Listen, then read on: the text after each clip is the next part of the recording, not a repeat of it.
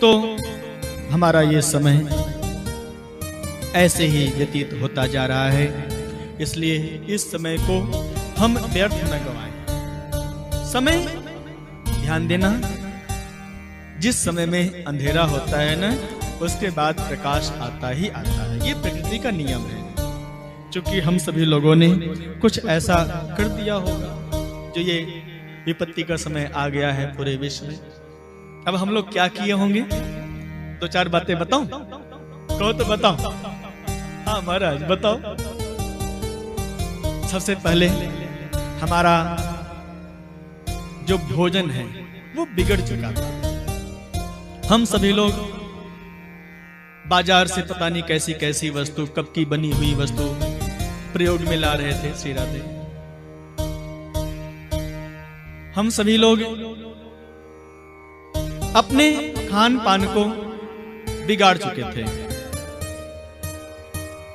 हमारे जीवन में भोजन शुद्ध नहीं था।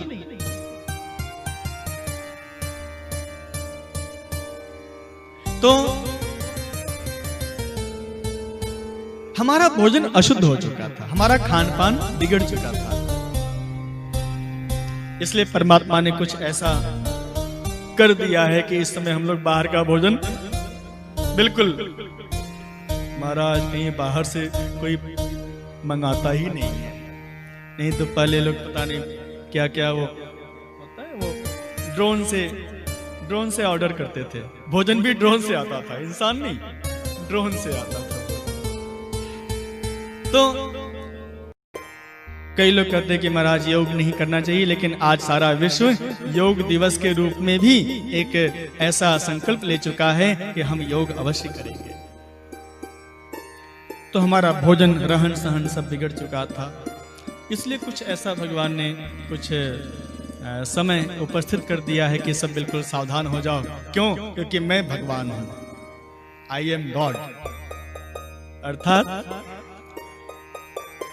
मैं ही जनरेट करने वाला हूं, मैं ही ऑपरेट करने वाला हूं और मैं ही प्रलय करने वाला हूं। मैं भगवान हूं। भगवान ने एक ऐसा छोटा सा, बहुत छोटा सा, ये कोरोना का जो कण है ना, बिल्कुल माइक्रो, इसका वजन बहुत, इसको तो हम खुले आंखों से देख भी नहीं पाते, इतना छोटा कण है ये। लेकिन प्रकृति के द्वारा बनाए हुए इस छोटे से कण से आज सारा विश्व कितना भयभीत हो चुका है। जिमि अमोघ रघुपति कर बाना, ऐसा हो गया है इस समय, अमोघ हो गया है। लेकिन भगवान कोई न कोई समाधान अवश्य निकालेंगे।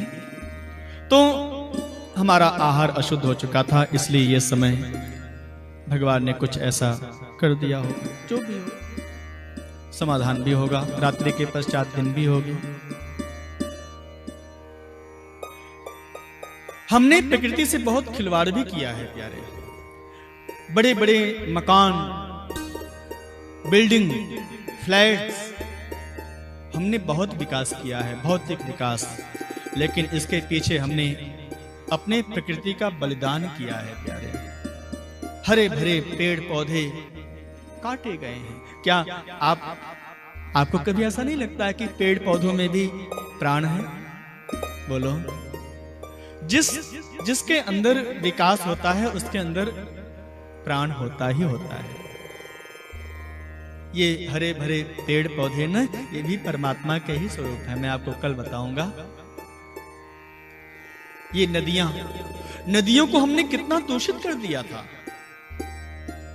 हजारों लाखों करोड़ रुपए हमारे इस देश में जो मुख्य रूप से गंगा नदी, श्री यमुना नदी शुद्ध करने के लिए हमने करोड़ों रुपए, लाखों अरबों रुपए खर्च किए अभी तक, लेकिन आज तक कोई शुद्ध नहीं कर पाया, कोई सरकार नहीं शुद्ध कर पाई। लेकिन हमारे परमात्मा ने प्रकृति को आदेश दिया, तुम अपने आप अपना काम स्वयं करो, अपना हाथ जगन्नाथ है। श्री राधे। प्रकृति ने कुछ ऐसा किया कि देखो आज सारी नदियां भी शुद्ध हो गई, वातावरण शुद्ध हो गया। ये वायु इतना प्रदूषित हो गया था कि बड़े बड़े शहरों में सांस लेना भी मुश्किल हो गया था प्यारे। बड़े बड़े महानगर में हम लोग सुनते थे, यदि वहां जाओ तो वहां का प्रदूषण का लेवल खतरे के लेवल से बहुत ऊपर है, डेंजरस पॉइंट से ऊपर है।